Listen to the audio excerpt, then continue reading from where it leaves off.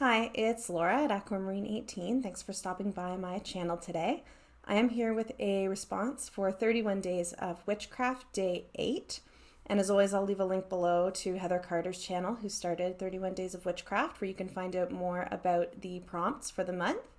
And of course, if you haven't already, don't forget to click on the tag, because then you'll get to find so many channels, perhaps some new ones to you, that are participating in the discussions this month. So, Day 8's prompt is, do you refer to yourself as a witch? If not, why not? If so, what does this word mean to you? So, it's a bit of a funny thing because, it's the 31 Days of Witchcraft tag. This question would be the hardest one that I've tackled so far to talk about. I've refilmed this so many times. Trying to articulate myself in good ways, but something that I've really appreciated about this tag, the month's worth of tags, is that I'm really being prompted to put into comprehensible words, like words comprehensible to other people, things that have been floating around in my head, forever. And one of those things is that I don't refer to myself as a witch and I don't do witchcraft. So I've had no problem, taking up space in 31 Days of Witchcraft as a tag, and will continue to do so for the rest of the month, because I think that, there's lots of room in the discussion prompts to talk about all different kinds of beliefs and practices, and inevitably with those differences, the terminologies we use to describe ourselves are going to vary, right? But to answer the first part of the question for this one, I do not refer to myself as a witch. I'm not a witch, and I don't do witchcraft. So that leaves me to answer the question of, if not, why not? And this is an interesting question too, because I feel like we are often so good at least I am, I think, giving accounts of the terms that we do use to describe ourselves, right? I can explain exactly what I mean by it if I describe myself as a feminist, for example, and why that's important to me, or why I describe myself as an anarchist and what that means for me. We're not as often asked, I don't think, to, really elaborate on why we don't describe ourselves in particular ways. Particularly when they're not things we're describing ourselves against, right? Which I would say is not a term that I'm, actively disidentifying myself from, or that I, actively dislike in any way, or anything like that. It's just not a term that I take up to describe myself, right? And there are a number of reasons for that, and I'm going to try to share some of them in a coherent way. So part of this is a kind of intersubjectivity of language issue again, where I feel like whenever I'm describing myself in a particular way, right, referring to myself in a particular way, part of what I'm doing is labeling myself in order to describe myself to other people, right? So when I refer to myself as a term, that is to tell someone else something about me, about the kind of person I am, about my identity, about my practices, my beliefs, my politics, whatever it is, right? And I have language to describe my spiritual beliefs, my practices that work for me, that convey, I think, what is important to me to convey in a way that I think is fairly comprehensible, or is at least not liable to horrible misunderstandings. And that set of terminology just doesn't include the language of witch or witchcraft. I describe myself as a pantheist, my belief system as pantheist, and I've talked about that on this channel before, so I won't get into that too much here. I do use the language of pagan. I think that pagan, as a kind of umbrella term descriptor to indicate, a kind of nature-based or earth-based orientation, for example, and particular, very limited, I think, commonalities amongst anyone under the pagan umbrella. It's pretty diverse, but I think pagan, as a term, does something that's useful for me in terms of thinking about having a pagan practice. And so, pantheist, pagan, spiritual practice, and religious practice, and magical practice are the language that I use to describe my own both beliefs and practices, which are very intermingled. And I will say that I've been thinking a lot about these kind of things and how to describe my thoughts, particularly since having watched a lot of the responses for the 31 Days of Witchcraft Day 1, where we talked about whether we think of our craft practice as secular, spiritual, or religious, and why. And I kind of said, well, spiritual, and I would describe it as spiritual to others. I think that best gets at it. But I would maybe describe it as religious, depending on how capacious our understanding of religion is, right? If it's just about having a system of symbols, for example, then it would be, but I don't think that's how people talk about religion normally. So I would describe my practice as spiritual. And I've been doing a lot of thinking, particularly since watching some responses of folks who describe their practice as secular, which is the one descriptor that I didn't pick. And, I don't want to make claims about what people were saying in their videos, but a kind of general observation that I was making, I guess, in terms of the videos that I watched where people called their practice secular. Often a part of that had something to do with the idea that though they may intermingle in practice, that their craft and their spirituality and or religion are sufficiently separable that they could be a witch and have their witchcraft practice, with any number of spiritual or religious beliefs, or they could have their practice without their religious beliefs. For example, their religious beliefs could change and their practice would still be there and still be important to them, right? So secular in that sense of not being contingent on or reliant on their spiritual or religious beliefs.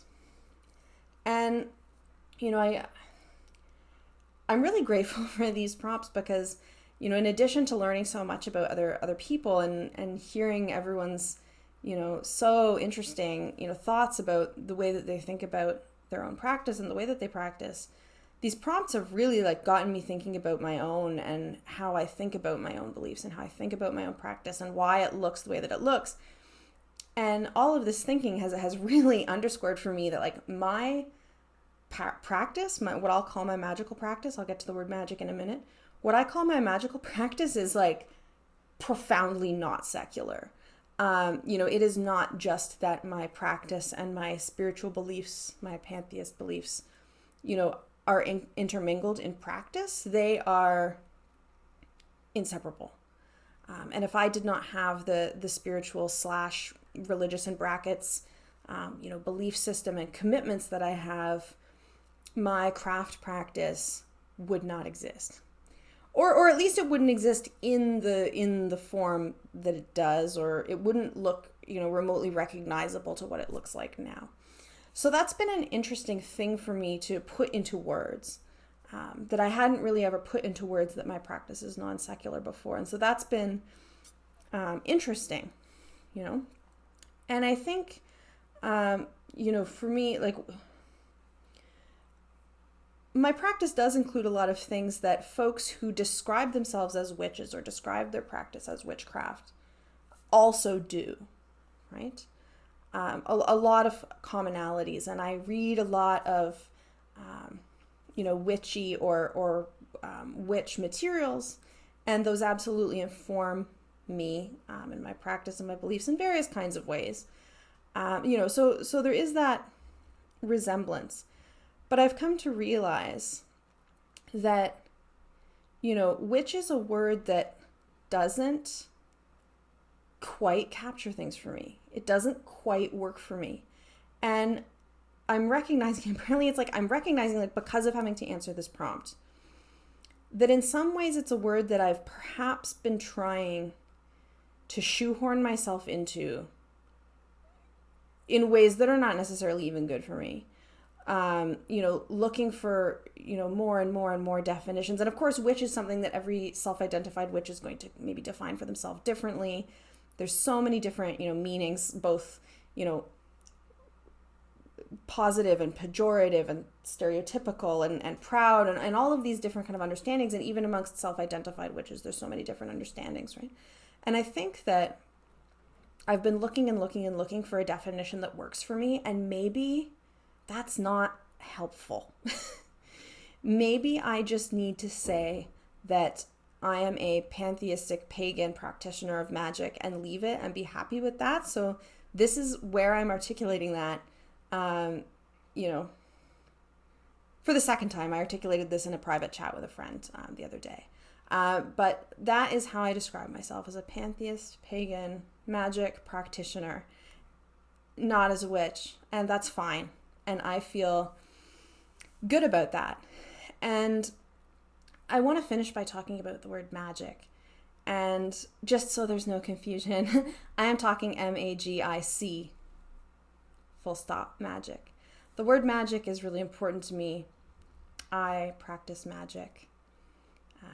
And I've never used, and I was thinking about this in actually the chat with a friend as well. I've never used the language of like magician, because I have particular associations with the word magician that are not quite there for me right now. But practitioner of magic, absolutely, magic with a C. And I love the word magic. It is important to me as a pantheist to see the magic everywhere, even in things that perhaps don't seem, positive at first glance, or seem, small in different kinds of ways. But insofar as everything is interconnected and the sacred is everywhere, there is magic everywhere. And I want to talk a little bit about what I mean by magic, and I'm going to go to a few books again, because this is really helpful for me for articulating my thoughts. So the first thing that I want to share is a quote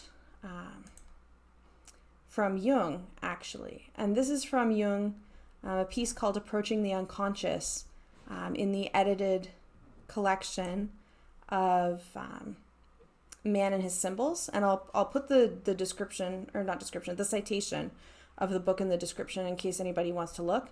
Full disclaimer, I'm taking these quotes like slightly out of context here, but they capture something that I want to say about magic.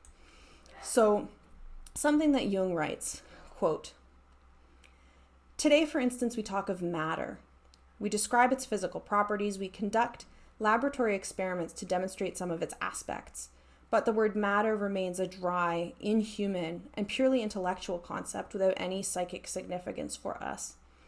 How different was the former image of matter, that of the Great Mother, that could encompass and express the profound emotional meaning of Mother Earth," end quote. And then later on down the page, a second quote from the same Jung writes, quote, "As scientific understanding has grown, so our world has become dehumanized.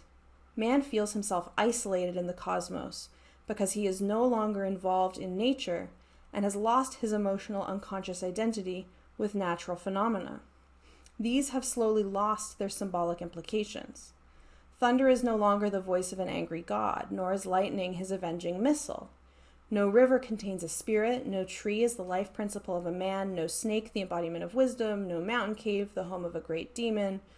No voices now speak to man from stones, plants, and animals, nor does he speak to them believing they can hear.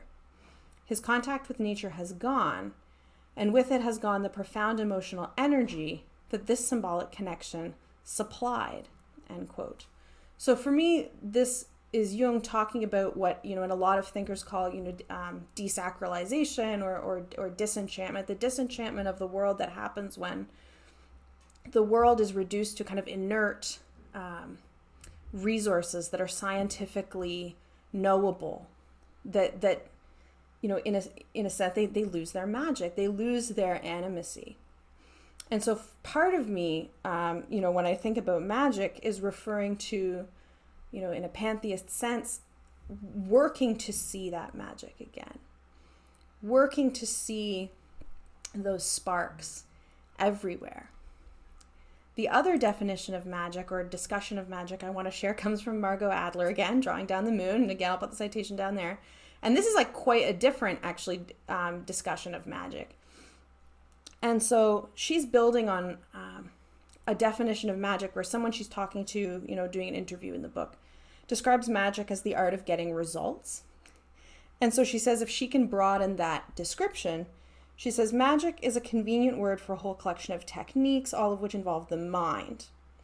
So we might conceive of these techniques as including mobilization of confidence, will, and emotion brought about by the recognition of necessity, the use of imaginative faculties, particularly the ability to visualize, in order to begin to understand how other beings function in nature, so we can use this knowledge to achieve necessary ends. And so she goes on to talk about how this understanding of magic is not supernatural per se, because it is based in understanding nature, right? So it's not supernatural in the sense of outside nature. It's based in an understanding of nature. She says a knowledge of how, based in a knowledge of how emotion and concentration can be directed naturally to affect changes in consciousness, right? That then affect, one's own behavior, the deliberate direction of consciousness to affect one's own behavior, or probably like the behavior of other things in the world, right? That this is a very natural, nature-based understanding of magic. It's not supernatural. And she goes on to talk about how, occultists and ceremonial magicians tend to define magic as well in these kinds of ways that are not really so much supernatural as they are kind of mind-based, right, or mind-based. And so for me, when I'm, say that I'm really invested in the language of magic, it's bringing these two senses of magic together. On the one hand, magic that is a practice or techniques of, what Margot Adler talks about, of how emotion and concentration can be directed via understandings and connections with nature and natural processes. But on the other hand, marrying that with an understanding of nature and natural processes, the natural world, that it is itself animated with spirit and animated with magic. So that's how I think about magic, and my magical practice is shaped by that way of thinking about the world and the way of thinking about what I'm doing. All of which is, I'm hoping kind of clear in what I mean. All of which is so bound up with, for me, a pantheist spiritual view or a pantheistic religious view of the world, a pantheist epistemological view, actually, of the world, that they're together, And so when I'm talking about things like spiritual practice, magical practice, they're basically the same thing. They're almost the same thing. It's hard for me to parse them out at all. Obviously, I can separate out, something. I can talk about something like spell work in the sense of magic, which is absolutely part of my practice, but I don't call it witchcraft. I call it magical practice or magical practitioning. And I can separate that out from something like, say, ritual recognition of a change in seasons, for example, right? Which is also something that's a part of my practice, but is not what I would call like spell work or working magic, right? But all of this is to say, to come back to, I don't refer to myself as a witch. All of this for me is encapsulated in the language of magic, and that's language that I'm really attached to, right? And, maybe it's another video entirely where I would elaborate my many thoughts on why I spell magic with a C and not a CK at the end. But suffice to say here, I think that, a lot of the time the CK spelling is about distinguishing, magic in a kind of ceremonial sense from magic in a stage or like performative sense, right? But like for me, the carnival and the magic show are like magical places, right? That separation cannot be that tidy for me. So magic with a C is just a word that I am invested in because it's everywhere, and I think seeing it everywhere has shifted my thinking and shifts my thinking, and doing that work to see it everywhere shifts my thinking in ways that I want, that are important to me. So this is the longest video I've made so far. And I feel like it's really rambly, and I don't know if it'll make that much sense to anybody, but the short sum up is like, do I refer to myself as a witch or my practice as witchcraft? No. I am a pantheistic, pagan practitioner of magic. And that's the language that does it for me, and that's the language that conveys what I want to convey about myself. So thank you so much for watching. I am keen to hear other folks, discussions on this topic. I'm sure that other folks will actually spend a lot more time talking about the term witch and the language of witchcraft than I've spent, and I think like rightly so, right? When that's something that you identify with and that you do practice, I'm really keen to hear how people talk about that and how people think about that and define it for themselves. And this whole month is giving me so much to think about in terms of language that I'm really grateful for this opportunity to have these conversations, and for these thoughtful prompts from Heather to stimulate that conversation. So thank you so much for watching. Have a great day. I will see you back here for day 9 tomorrow. Have a good day.